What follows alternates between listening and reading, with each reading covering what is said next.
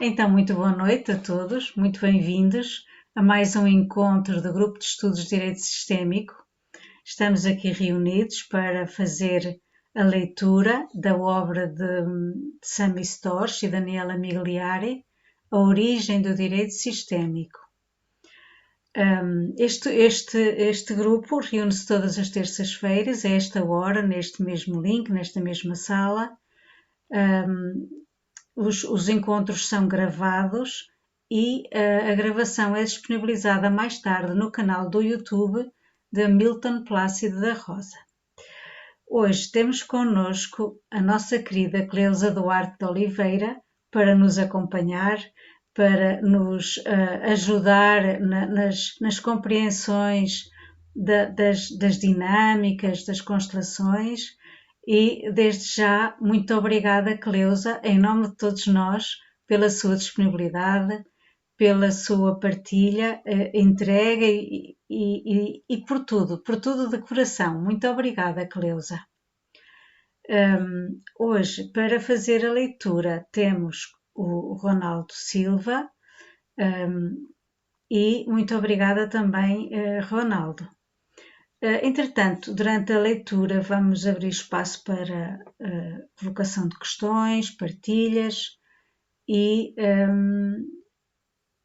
vamos continuando logo de seguida com as leituras também. Então, Cleusa, passo para você agora e, entretanto, passará se calhar para o Ronaldo. Eu gostava, Cleusa, que dissesse algumas palavras também e desde já muito obrigada, Cleusa. Então, boa noite para todo mundo, para quem está vendo tá agora, né, presente, para quem vai ver depois.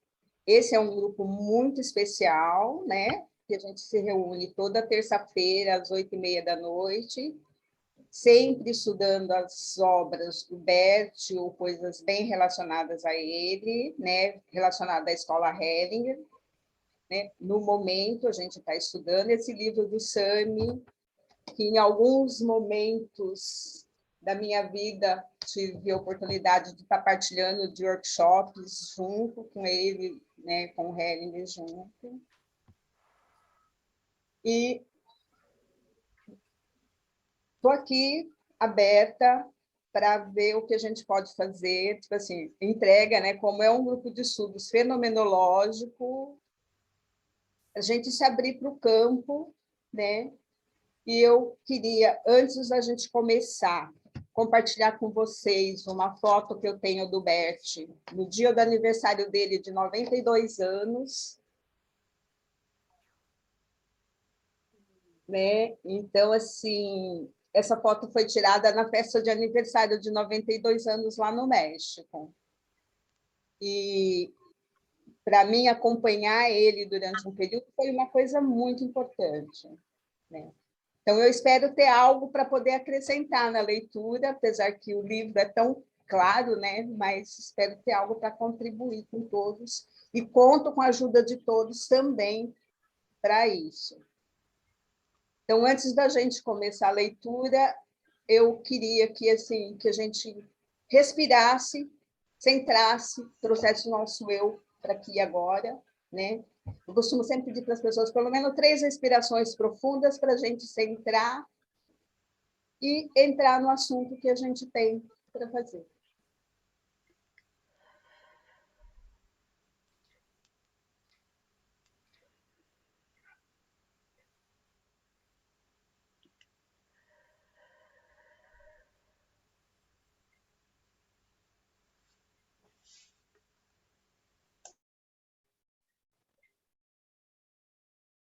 Então, a gente está na página 128 e o Ronaldo vai fazer a leitura. Então, está com você, Ronaldo. Ok. Imagino que isso é difícil para profissionais do direito, sempre cercado de tantas teorias, formalismos e protocolos. Na verdade, também estou aprendendo a trabalhar desta forma. Tem que se abrir e olhar para algo novo, algo realmente precioso para um juiz ou para qualquer outro operador de direito. Sempre é algo novo porque é fenomenológico. É o que está acontecendo hoje, aqui e agora. Para um profissional do direito, trata-se de sentar-se à mesa de audiência e poder estar presente para aquilo que é atual. Os fatos do passado, os desentendimentos, as mágoas e ressentimentos baseados no histórico anterior já não são tão importantes. O que importa é olhar para as pessoas como estão agora e como podem melhorar. Olhar para o momento presente, neste exato instante, é algo realmente valoroso.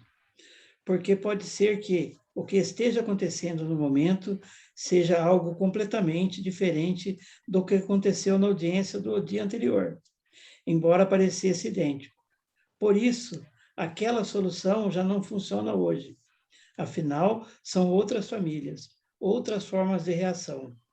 Então, essa postura fenomenológica é algo verdadeiramente poderoso para o profissional do direito, profundamente enriquecedor. Por exemplo, pode observar o campo de um cliente, de um casal, uma família, um jurisdicionado, das pessoas em conflito e sentir qual deve ser o próximo passo que esse campo está pedindo para que seja possível encontrar ganhos na direção da paz. E isso não está escrito em código algum relacionado à profissão do operador de direito. Os códigos servem de referência e devem ser observados, mas existem as entrelinhas em cada passo que podem contribuir para as diversas formas de dar prosseguimento ao processo. E isso depende dos advogados e do juiz. Tudo novo. E assim é o curso de Direito Sistêmico. É um verdadeiro treinamento sobre o que significa cada uma desses passos. Uma boa formação inclui leitura corporal, meditação, exercícios de conexão com o campo. Como fazer essas conexões? Quando alguém está muito emaranhado em suas próprias questões ou nas de sua família, tem dificuldade para conectar-se ao campo de outra pessoa. A tendência é que, em vez de olhar de forma ampla para o cliente, permaneça olhando para o que falta a si mesmo e acabe se emaranhando no emaranhamento do cliente. Essa pessoa está sujeita a, mesmo sem perceber, fazer julgamentos e ser parcial no conflito, esquecendo qual é o seu lugar naquela situação. Se toma o partido de alguém, acabará sendo injusto e pode despertar no outro suspeita em relação à sua isenção por estar identificado como uma das partes. E tudo isso faz que essa pessoa não consiga ser bem-sucedida ao tentar ajudar alguém num conflito. Ao meditar a situação ou a julgar o caso, mediar a situação ou julgar o caso, desculpa. Obviamente, também não terá sucesso ao constelar essa situação. Desse modo, acaba falhando no seu propósito de ajudar o outro. São situações às quais podem estar sujeitos advogados, juízes, mediadores ou terapeutas. É por isso que a pessoa, um operador do direito, para começar a constelar, vai precisar de muito treinamento até chegar à maturidade, certo? Olha, não creio que haja um marco ou momento exato em que isso acontece. É gradual, acontece aos poucos. Não está relacionado à obtenção de um certificado. Numa ocasião, durante uma sessão de perguntas e respostas, ouvi a Sophie responder a essa questão dizendo que é sempre mais tarde do que se possa imaginar. Sim, e teve um outro momento em que ela disse a alguém que perguntou como saber se já está pronto para facilitar constelações. Quem faz esse tipo de pergunta é porque ainda não está pronto. No entanto, tem tanta gente constelando e que você quer se pergunta sobre isso. Vamos parar um pouquinho? Vamos.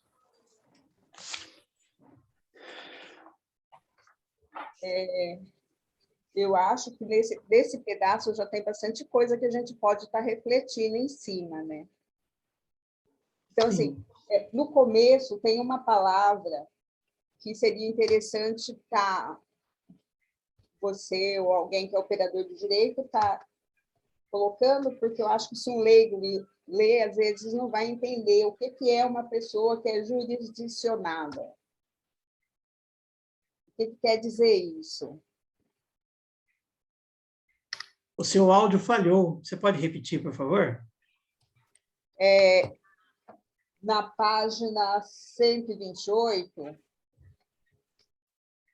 ele fala, como ele começa a dar exemplo dos clientes, ele fala numa família ou um jurisdicionado. O que seria um jurisdicionado? É aquele que buscou o judiciário para tentar conseguir obter uma decisão do juiz sobre uma questão que ele tenha, né? Então, o jurisdicionado está relacionado à justiça. São as pessoas que buscam o judiciário. Elas são as partes. Depois, nessa parte que ele fala tudo novo, fala da formação, ele fala algo da importância da leitura corporal, da observação que a gente tem que ter na hora que a gente está fazendo essa conexão com a pessoa. Nessa série de lives que a Inovare fez com a Mimansa, ela fez uma colocação que eu achei extremamente interessante. Um dia alguém fez uma pergunta, ela falou para a pessoa, você está sentada, né? Você está encostada? Qual é a tua posição na cadeira? Daí ela coloca, se você está totalmente largada, tipo assim, você quer saber, mas você não quer saber muito. Se você está numa postura ereta, sinal que você está mais interessado, aí você quer saber. Então, né, quando a gente se coloca na posição de facilitador, é muito importante a gente estar observando na pessoa que vem buscar ajuda, se realmente ela quer ajuda, né? Se realmente ela está interessada na ajuda. Então, a gente está observando todos esses detalhes na hora de fazer essa conexão. E para vocês, na hora que está fazendo uma conciliação, alguma coisa assim, eu acho que isso também deve ajudar muito. Fala, Ronaldo. Então, a questão da postura é muito importante, realmente, porque se uma pessoa está de braço cruzado, perna cruzada, ela não está aberta ao campo de forma efetiva, certo? Ela está lá, né? Ela não está disponível para que o campo flua da forma como tem que ser. O campo vai ter, né? Vai ficar, né? Aí a pessoa não está disponível, né? É essa questão. E nas audiências também, a gente percebe que quando a pessoa está lá de braço cruzado, com o rosto, né, tenso, com as pernas cruzadas, a pessoa não está disponível para discutir uma situação de uma forma mais, do ponto de vista da negociação, do ponto de vista do resultado mais efetivo, como a constelação procura, né, mostrar os resultados, né? Isso é importante, né? Essa questão aí. E essa questão que ele fala aqui, que o constelador precisa aprender, o operador de direito precisa aprender, não sei, a formação, né? A Sofia, ela tem um vídeo onde ela fala que aquela pessoa que tiver um diploma e disser eu sou formado, eu tenho especialização em constelação, por exemplo, né? Ela não está formada. A constelação é um processo para a vida toda, é um processo é um processo de aprendizado para sempre, não é um aprendizado numa especialização, no mestrado, não sei o quê, não, é um processo para a vida toda, é um processo de aprendizado a interagir com o campo, e como o Bert fez, né? O Bert começou no campo de uma forma da constelação e terminou né, enquanto ele estava fazendo no movimento do espírito, né? Quer dizer, onde a constelação fluía, né? Quer dizer, aprendizado. Ele aprendeu durante toda, quando ele começou até o final da vida dele. Foi o processo de aprendizado. Então, quando eu comecei a estudar a constelação, comecei a acompanhar os workshops, né? Então, a gente definia a constelação naquela época como uma terapia breve. Com o passar dos anos, essa definição foi mudando, até chegar um momento que a constelação, para mim, é um caminho de vida. Então, ela não é uma terapia, ela é um caminho, é algo que você aplica em todos os momentos da tua vida, né? É algo que você vai aprendendo e você vai acrescentando, né, na sua rotina diária, né, no seu encontro com qualquer pessoa, no qualquer contato que você venha a ter. Então, assim, isso eu fui aprendendo muito durante essa caminhada, né, com os professores que eu tive, com várias pessoas, né, que a minha formação básica foi com o Gunther, de Iac e a Ziguelinho Schneider, que são pessoas assim fantásticas, né?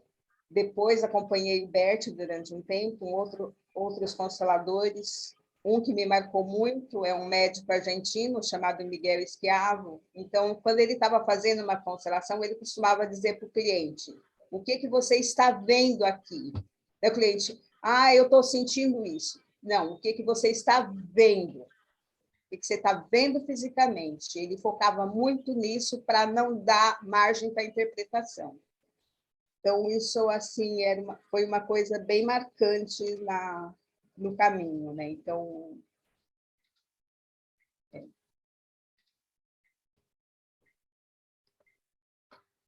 alguém quer colocar mais alguma coisa? Sintam-se à vontade.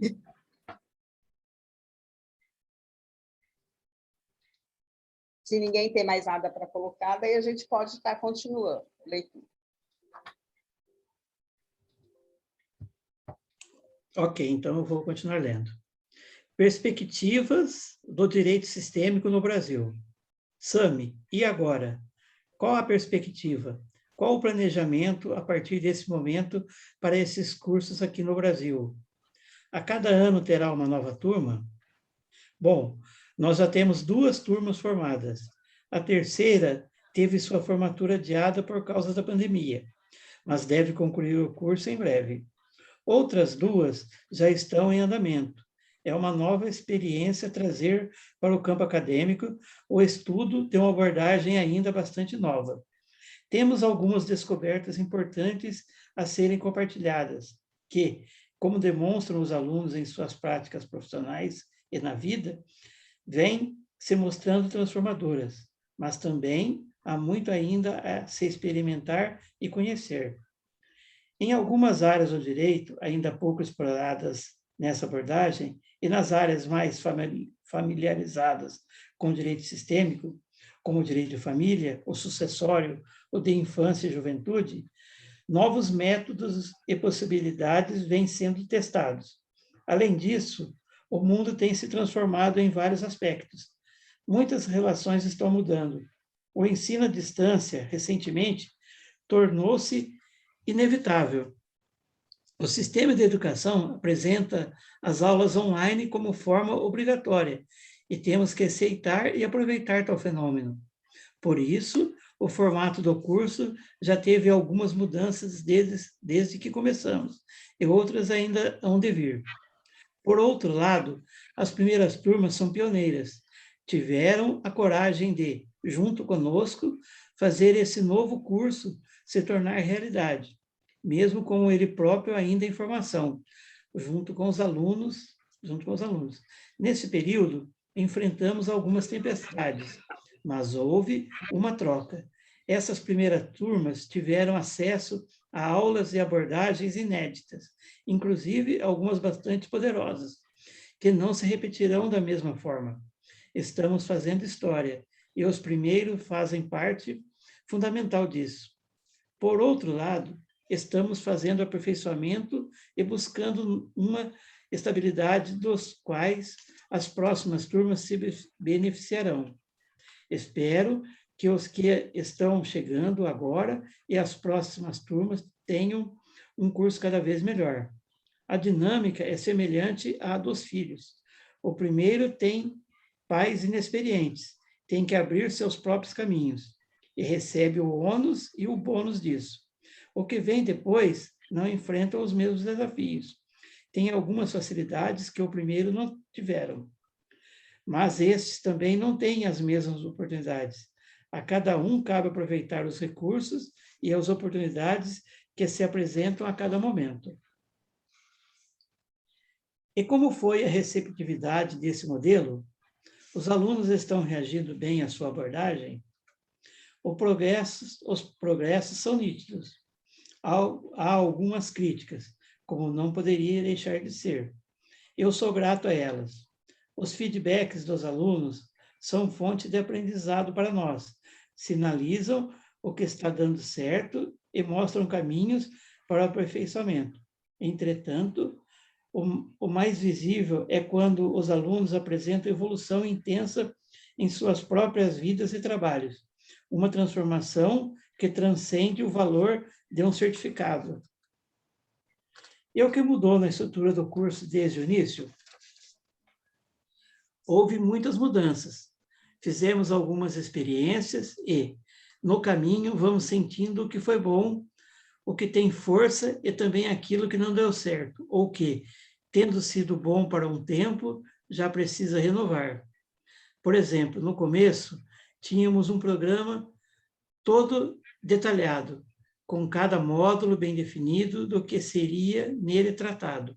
Mas logo, nos primeiros módulos, percebemos que tínhamos exagerado no detalhamento, pois a necessidade de aprofundamento em temas, às vezes inesperados, que surgem do que a turma está vivendo e precisando em cada momento, impossibilita o cumprimento de um programa rígido.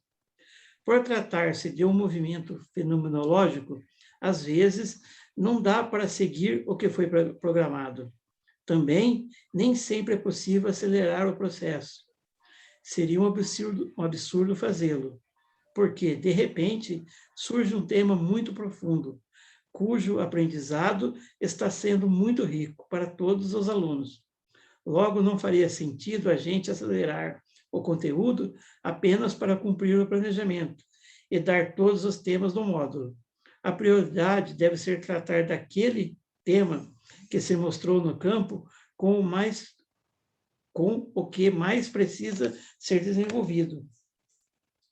Cada turma, cada aluno, cada momento são únicos. É nisso que está a força de cada um. As idiosincrasias precisam ser vistas como determinantes para o segmento do curso. Essa postura fenomenológica dá ao curso uma força e uma capacidade especiais de conversar com as necessidades de aprendizado e de aprofundamento de cada um. Então, entendemos que, por ser uma abordagem fenomenológica, tínhamos que ter paciência, e isso exige uma flexibilidade, tanto dos professores quanto dos alunos, para permitir que os temas sejam estudados, o tanto quanto mostrar-se necessário. Ter paciência para que, depois de um outro módulo, seja possível abordar o que estava previamente planejado. Os corajosos alunos em boa quantidade, vêm demonstrando coragem, disposição e resistência até a conclusão. O resultado é uma boa qualidade de aprendizado. A gente pode dar outra paradinha, né? Porque daí vai mudar um pouco. Não sei se tem alguém que tem alguma pergunta ou que quer fazer alguma colocação sobre isso. Não, eu tenho, assim, essa questão, por causa do seu estudo fenomenológico, realmente não dá para seguir um programa planejado, né, aquela coisa fechada e rígida, porque às vezes, por exemplo, no meu curso que eu fiz de formação, né, às vezes tinha um planejamento e durante a aula, logo 5 minutos da aula, 10 minutos da aula, a coisa se abria para uma outra dimensão tão grande e a gente acabava indo para aquela dimensão de estudo e de vivências e colocações onde o aprendizado era muito maior. Era uma coisa assim muito maior, né? Muito maior mesmo. A gente percebia que assim, a coisa fluía por caminhos assim, e interpretações, e entendimentos muito profundos, né? Eu concordo com o Sami quando ele diz isso, que realmente não dá para ser fechado, tem que ser uma coisa... Cria-se uma ideia e, com base naquela ideia, vamos ver aonde a gente vai indo. Eu acho que é o melhor caminho de aprendizado. Eu também concordo com isso. Tipo assim, cada grupo é um grupo. E o curso tem que caminhar, o workshop que a gente está fazendo tem que caminhar de acordo com o grupo. Teve uma fase, né? Porque tipo assim, eu comecei lá atrás, quando era mais colocação familiar, aquela coisa com um monte de interpretação. E, com o tempo, isso veio mudando. Então, quando eu agendava os meus workshops, eu me planejava para fazer 3 constelações num tempo X. Então, durante um tempo, isso funcionou normalmente. Eu até conseguia fazer 3 constelações. De repente, eu estava na segunda constelação e já estava estourando o tempo que tinha planejado para terminar a reunião. Aquilo começou a me deixar muito angustiada. Eu pensei, eu acho que eu estou fazendo alguma coisa errada. Está acontecendo, né? Que eu fazia 3 e, de repente, eu não consigo terminar 2, já deu tempo. E, logo em seguida, nesse período que eu estava nesse questionamento, o Bert e a Sophie veio para São Paulo fazer um workshop e eu fui. Daí a Sophie começou a fazer uma constelação no período da manhã, demorou mais de 1 hora, 1h30. Teve intervalo do almoço e ela voltou para essa constelação no período da tarde. Então, aquilo assim me chamou muita atenção, tipo assim, o campo mudou, o tempo mudou. Então, a gente não tem mais esse controle de tempo, então não dá para você marcar, eu vou demorar X hora. Você tem que se abrir e deixar a coisa correr, se entregar realmente ao que se manifesta ali, né?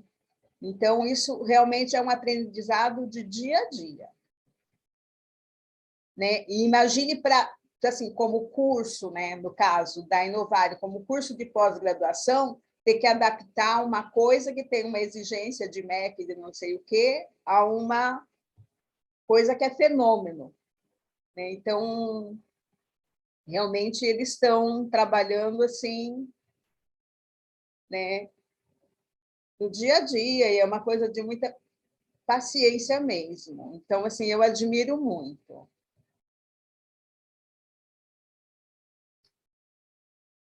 Se a gente for levar em consideração que o direito é um negócio muito fechado, muito, né, é isso, tem que ser assim, assado, é assim, né? Quer dizer, um estudante que não tem uma vida, uma mentalidade um pouco mais aberta, que busque mais conhecimentos ou que tenha, né, uma visão de mundo um pouco maior, que ele seja só fechado naquele estudo do direito, ele não consegue entender a dinâmica de um curso de formação de direito sistêmico, por exemplo, ou de facilitador de constelação. Ele não consegue entender como é o processo, porque é uma coisa muito dinâmica e muito diferente, porque a professora preparava uma aula para dar, e aí ela começava, pronto, aí todo mundo entrava no campo e a coisa fluía, e o negócio, e a aula, na hora que ela ia ver, tudo que ela tinha preparado já foi tratado antes dela dar aula.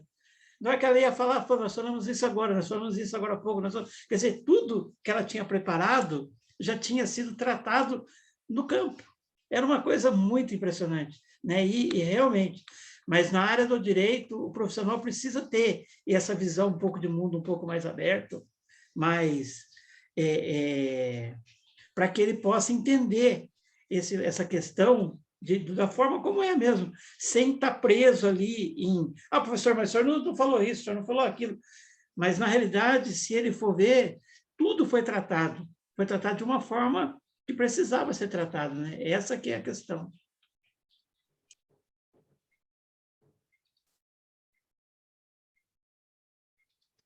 Alguém quer fazer mais alguma colocação?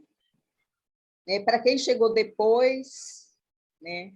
Eu estou aqui cumprindo uma missão com a ausência do Marcos e do Renê, então estou tentando mediar o nosso encontro hoje. Então, eu conto com a colaboração de vocês para a gente poder fazer, fenomenologicamente, o melhor que a gente pode nesse momento.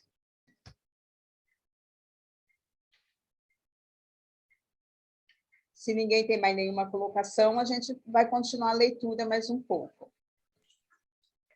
Ok. O período de maturação para escrever. E por que você, até então, ainda não havia escrito um livro sobre o que tem observado no direito sistêmico?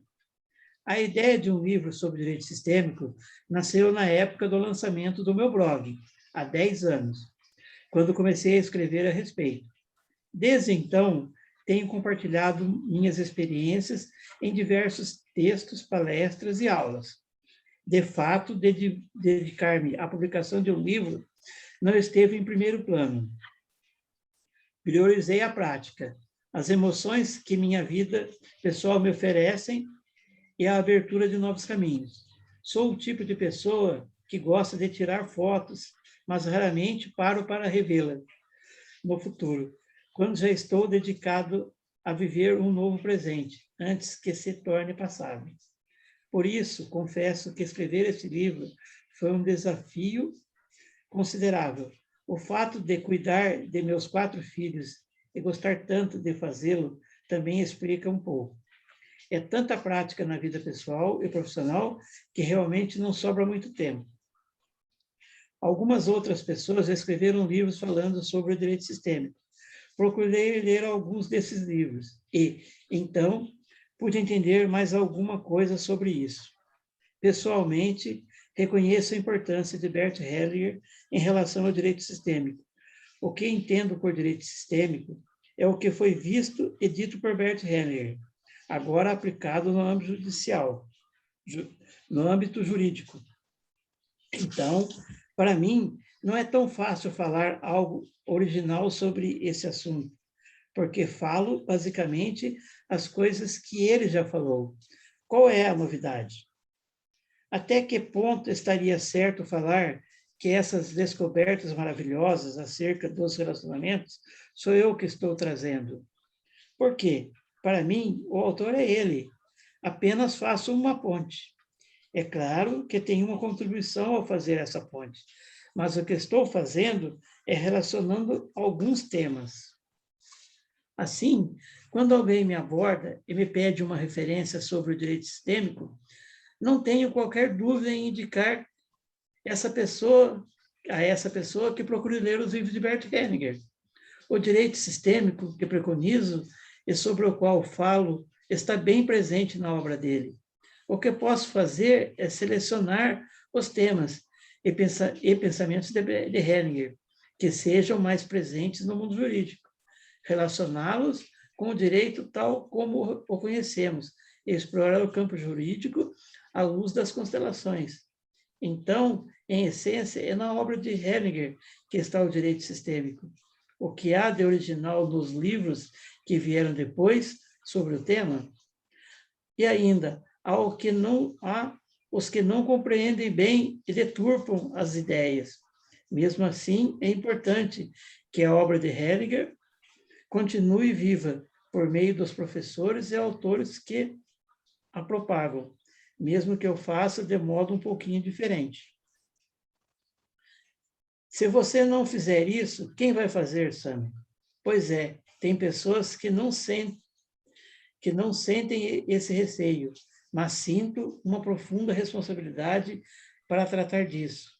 Acho que isso contribuiu para que eu segurasse por esse tempo o lançamento de um livro sobre o assunto. Isso só demonstra ainda mais o seu respeito. Isto mostra a sua reverência aberta. Mas chega o momento em que a gente sente a necessidade de se colocar a serviço. E o impulso é maior. Várias pessoas já escreveram sobre as constelações familiares no Brasil e no exterior, e alguns materiais bons, ainda que a maioria deles não contenha novidades relevantes em relação à obra de Bert. Tem a linguagem de cada autor, que talvez facilite a compreensão por algumas outras pessoas. Entretanto, aos que desenvolvem trabalhos com constelações em áreas ainda inexploradas, ajudando a expansão dos horizontes dos conhecimentos e práticas, como fez Gunther Weber e Jean-Jacques Stan com as empresas, Marianne Frank e Angeli Oliveira com a pedagogia, Steph Hausner na saúde, Dan Cohen no trabalho, com presidiários, tantos outros no trabalho terapêutico, aos que trouxeram novidades. Não estou citando todos aqui, pois certamente há muitos que não conheço e cujas contribuições não tive oportunidade de atestar. Sophie Hellinger deu contribuição fundamental no desenvolvimento do Família Sterling,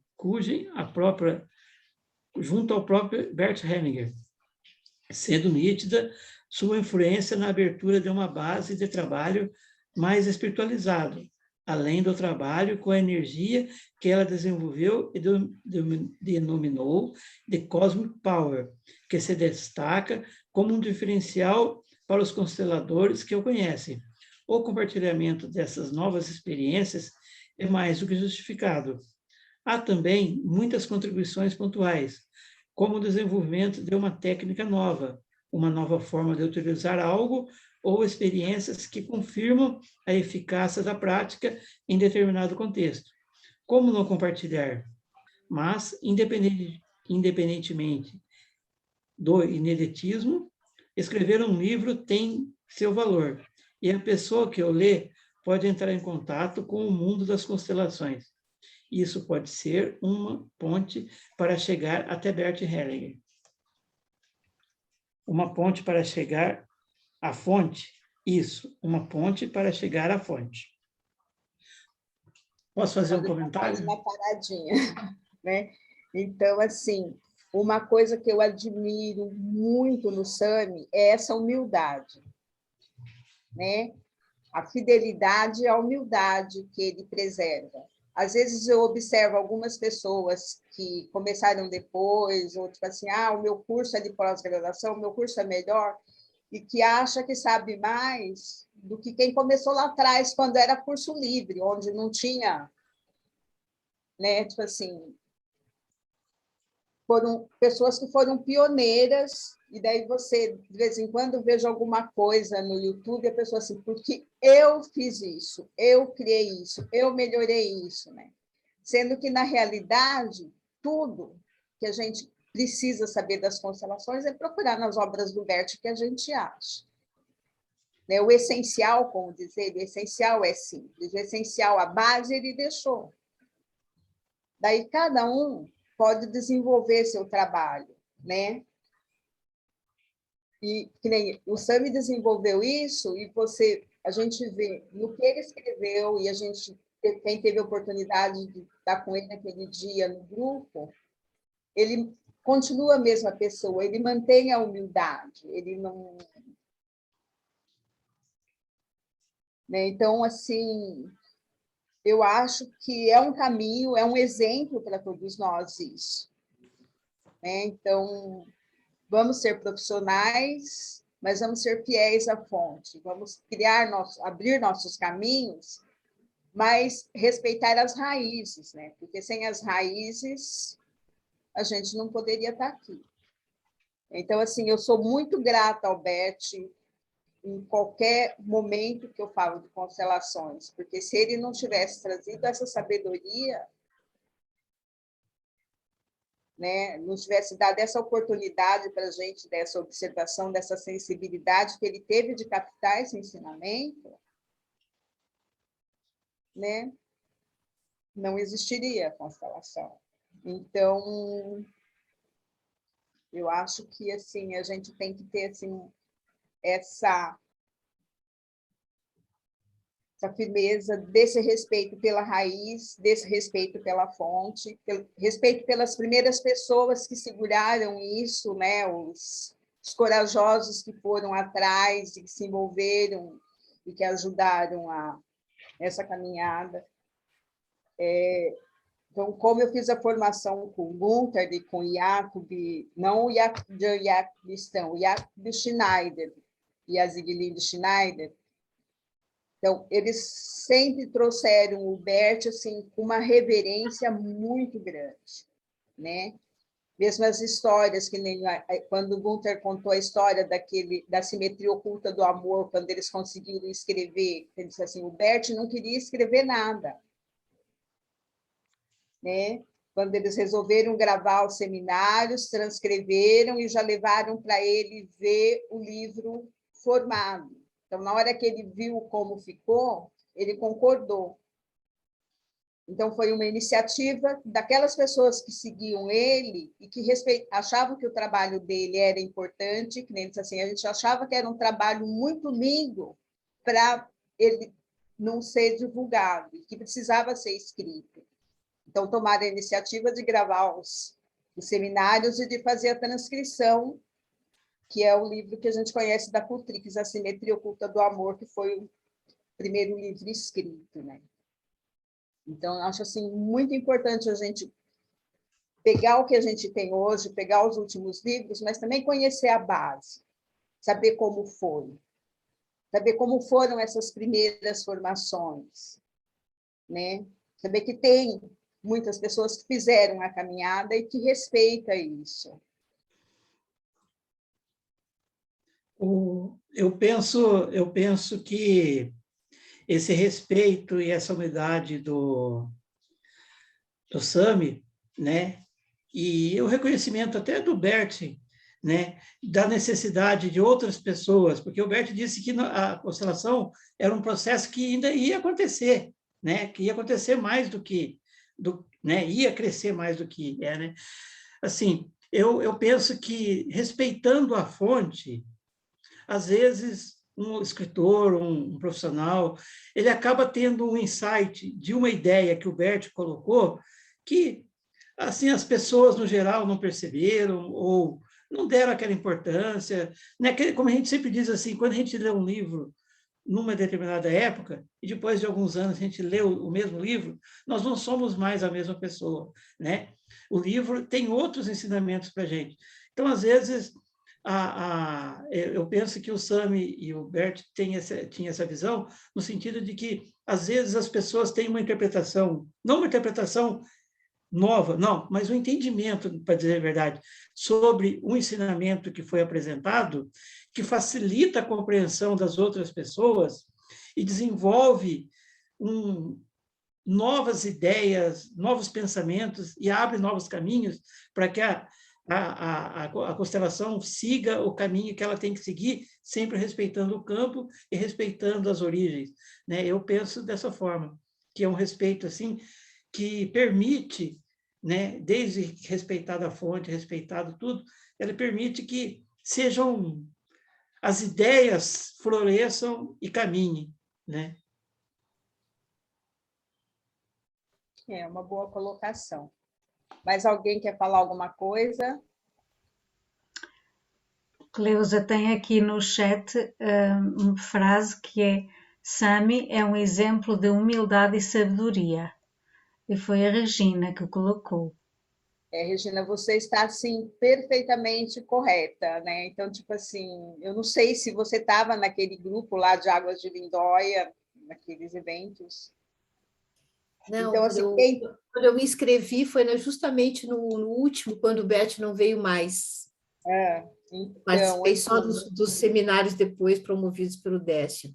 Mas eu queria fazer um comentário que na última vez que eu estive aqui no grupo, foi na semana retrasada, comentei ainda era o Marcos, comentei na postura, né, corporal do Sami, que a gente vê eles, que revela tanto, né, sobre a pessoa, e o quanto me marcou aquele evento lá na Alemanha, que eu não fui também, mas que eu logo assisti e nunca mais me esqueci, que era o Bert sentado na plateia e o Sami no palco, contando a experiência dele.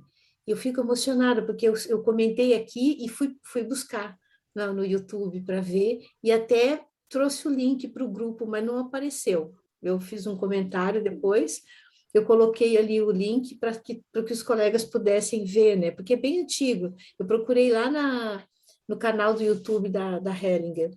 É impressionante, porque ele fala cerca de 1 hora, daquela mesma forma que ele fala hoje, que ele falava antes, não só com o Bert, mas com, né, sempre mais de 1.000 pessoas, afinal de contas transmitido, então, para tantos lugares do mundo, e sempre aquela pessoa com a consciência de que é fenomenológico, portanto, ninguém está dono de nada. O Bert, uma das razões pelas quais ele não queria escrever, porque ele confiava plenamente que a mudança ia ser constante, que o crescimento, que a abertura, né, que ia ser sempre uma coisa inusitada.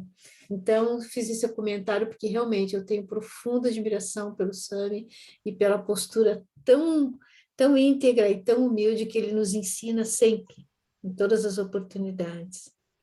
Então, assim, tem várias pessoas que são esses exemplos, e graças a Deus a gente tem esses exemplos. Ele é um dos exemplos desses expoentes mais novos, né? Mas que nem quando, naqueles eventos de Lindóia, o que me chamou a atenção, e mesmo nos encontros do Hellinger, que eu acompanhei desde 2005, é a postura da Mimansa, era a postura do Peter Spelter, da Tsuyuko, né? Do Renato Betati. Então, assim, nenhum deles estava ali como estrela. Eles estavam ali com a mesma humildade que estava todo mundo, né?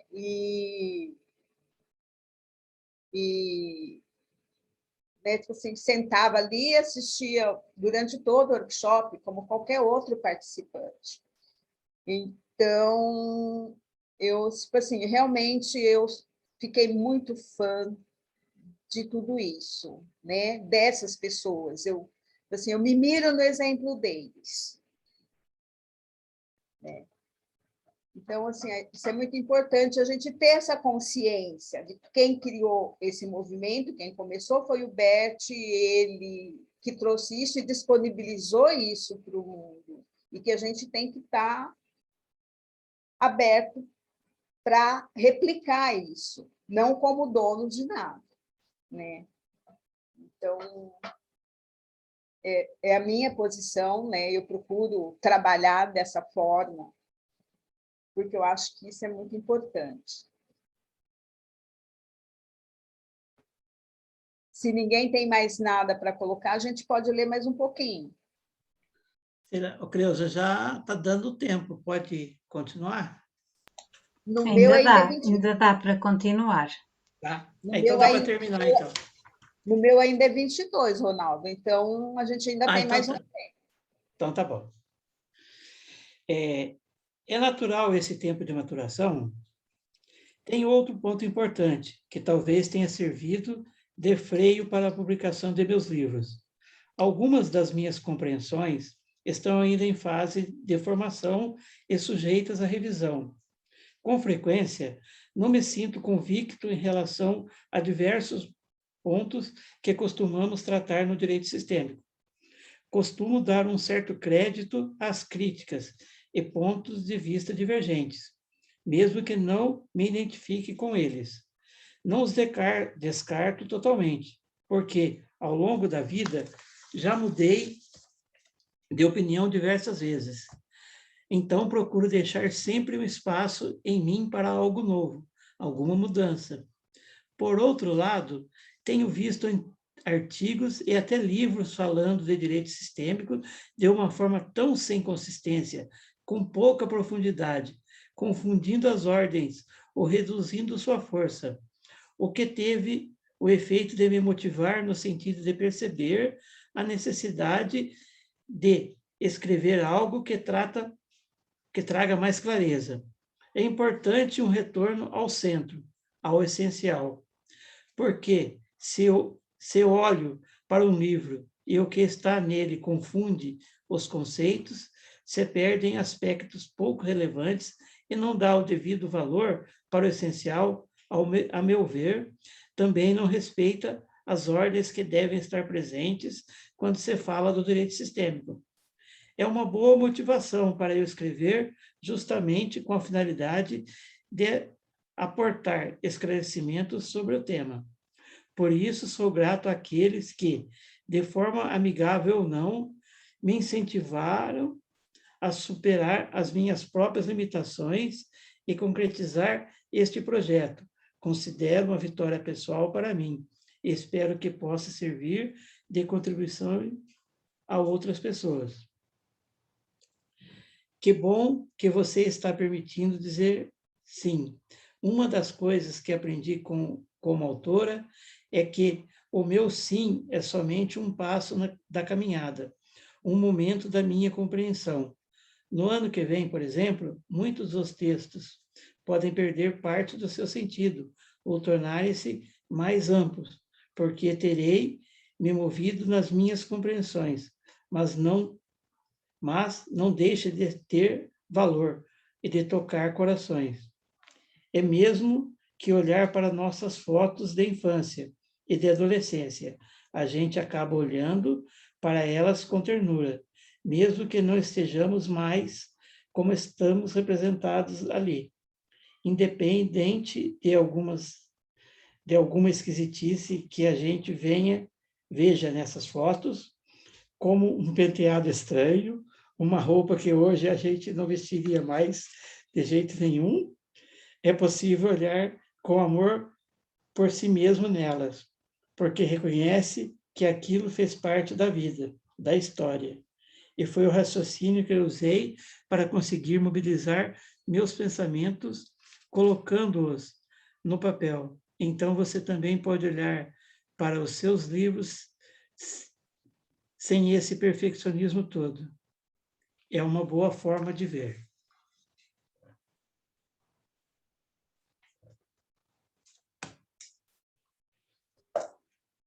Aqui eu acho que a gente poderia parar e conversar mais, porque daí vai entrar num outro tópico, e daí agora a gente já tem pouco tempo. Né? A gente poderia estar conversando mais sobre isso. Eu acho que realmente assim a gente tem que ter essa maturação das ideias e do pensamento para que a gente possa, e também essa abertura para ouvir as outras partes, mesmo que sejam conflitantes com aquilo que a gente pensa, né? Porque tudo é um aprendizado e a gente leva isso, se a gente levar isso de uma forma bem equilibrada, a gente consegue entender até as próprias ideias da gente e desenvolver o pensamento de uma forma mais clara e objetiva, né? Eu acho que é isso que o Sam está mostrando aqui. Então, assim, nessa coisa da gente estar aberta e estar disponível, né, para coisas novas, foi como quando surgiu a constelação individual com bonecos, né? A história da Zieglinde e do Jacob, que tinha alguém para atender e não tinha grupo marcado, e de repente olharam para o Playmobil do filho e começaram a resolveram experimentar trabalhar com os bonecos e fizeram aquele atendimento e deu certo. E a partir dali eles aperfeiçoaram esse método. E a Zieglinde trabalhando com os bonecos era uma coisa assim de cair o queixo. Ela fazia isso com uma profundidade. Ela conseguia ir com a pessoa, assim, avançar várias gerações com aqueles bonecos, com uma destreza que você ficava assim, né, nas aulas que eu tive com ela, tipo assim, não dá para acompanhar, sabe? Assim, aquela coisa. Sou muito pequena para fazer um pouquinho daquilo que ela fazia. E, com isso, ela possibilitou que isso fosse introduzido em algumas escolas, né, lá na Alemanha. Então, tipo assim, tem uma história que ela contava que ela contou quando ela começou deu essa aula para a gente, que ela trabalhava como orientadora numa escola, e daí, com as constelações, ela acabou tendo oportunidade de usar isso com os alunos. E que uma vez mandaram para ela um menino, que era um menino, acho que ele era filipino, e adotado por pais alemães, e já tinha sido expulso de outras escolas, e estava para ser expulso dessa escola também, onde ele estava, de tanto problema que ele trazia. Né? Tava assim, e nessa altura, naquele momento, os pais alemães já tinham se separado, e era uma confusão a vida dessa criança. Então, eles que daí falaram para ela, olha, é a última oportunidade que a gente vai dar para ele, então você vê se vai poder fazer alguma coisa, senão a gente vai ter que convidar ele a se retirar da escola também. Aí diz que ele chegou na sala, né? Então vem a coisa da postura. Ela estava sentada na sala de atendimento, ele chegou, sentou na cadeira, cruzou os braços, deitou, né? Então ela fazia bem isso. Né? Ele chegou, deitou e ficou olhando para ela. Aí ela ficou olhando para ele também. Depois de um tempo, ela ficou ali parada, olhando para ele naquela postura, e ele falou para ela assim, mas você não vai fazer nada? Ela falou, não. Mas você está aí, você ganha e você não vai fazer nada. Ela falou assim, eu não posso fazer nada para você se você não quer. Ele disse que ele começou a mudar a postura, começou a levantar o corpo na cadeira. Depois de mais alguns questionamentos, ela falou assim, olha, se você quiser, se você permitir, a gente pode fazer alguma coisa com esses bonecos, eu posso te mostrar algumas coisas aqui. Daí disse que ele sacudiu a cabeça que ele queria. Ela pegou 2 bonequinhos, né, um homem e uma mulher, e falou para ele, olha, seu pai e sua mãe. Diz que ele pegou os bonecos e jogou com o menosprezo para o lado, tipo assim, e falando algumas coisas dos pais adotivos. Ela falou, eu não falei que são alemães, falei que são seu pai e sua mãe, seus pais. Ele disse que ele arregalou o olho e falou, pera, assim, os da Filipinas? Ela, seus pais. Então, daí ele mudou completamente a postura. Daí colocou os pais dele, os pais reais. Daí, do lado, depois colocou os pais adotivos. Daí perguntou o que ele sabia da história dele. E tentou ver, tipo assim, os seus pais da Filipinas deixaram que você viesse para os pais da Alemanha para que você tivesse uma vida melhor.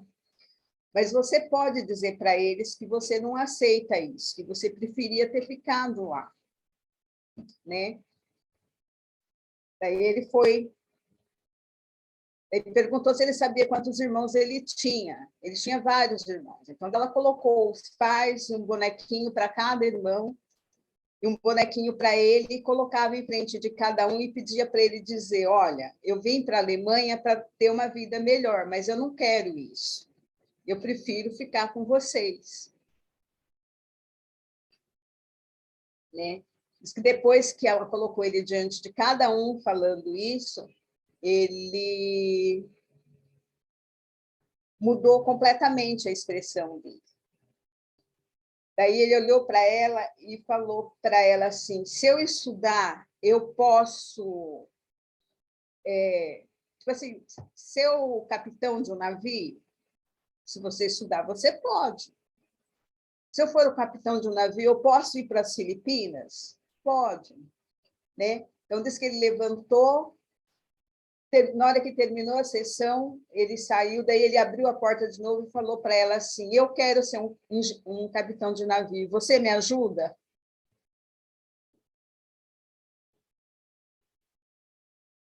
Então, assim, ela disse que foi assim, uma transformação do menino nessa sessão, nesse atendimento individual. Né? Foi assim... E, a partir dali, ele não deu mais os problemas que ele dava na escola e não, tipo assim, não foi expulso da escola, né? Ele pôde continuar. Então, ela trabalha com isso, assim, com uma destreza, né? Uma pessoa, assim, fantástica. E com humildade também.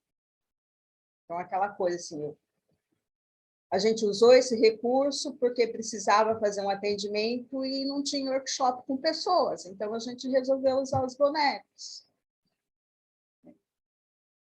Então, assim, é uma coisa, assim, muito especial.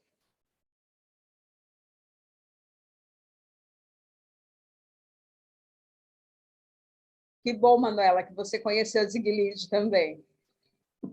Sim, aqui em Portugal, no primeiro congresso.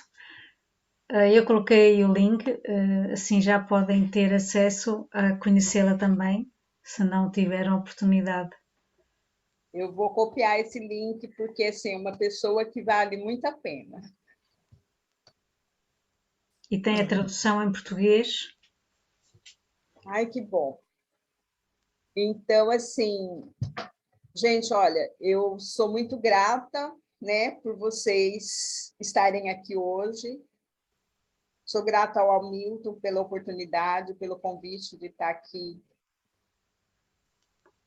contribuindo de alguma forma, porque esse grupo, para mim, ele é muito importante, né? Que é uma forma de eu não me sentir tão sozinha e isolada nesse caminho, nesse aprendizado, né? Então, o grupo é uma forma de estar convivendo e compartilhando da caminhada do BET. Então, muito obrigada a todos, né? E qualquer coisa que eu puder ajudar. Muito obrigada, Cleusa. Muito obrigada de coração. E falo certamente em nome de todos, pela sua disponibilidade, pela sua entrega, pela sua partilha. Foi muito bom estar aqui hoje e apesar de ser tarde, continuava aqui de bom grado a ouvi-la. Muito obrigada, Cleusa. Muito obrigada também ao Renato pela leitura e pela participação de todos. Muito bem-ajam e desejo-vos uma excelente semana e até para a próxima terça-feira. Até. Tudo Obrigada. bom? Obrigada a todos. Gratidão. Obrigada. Boa semana. Tudo de bom. Boa semana. Para Bom vocês descanso. também. Obrigada. Obrigada, gente. Semana que vem. Obrigada. Com ou sem feriado, certo? Não. Obrigada, Cleusa. Tchau. Obrigado. Tchau, Ronaldo. Tchau a todos vocês. Tchau. Beijo para todos. Um abraço. Agradecida.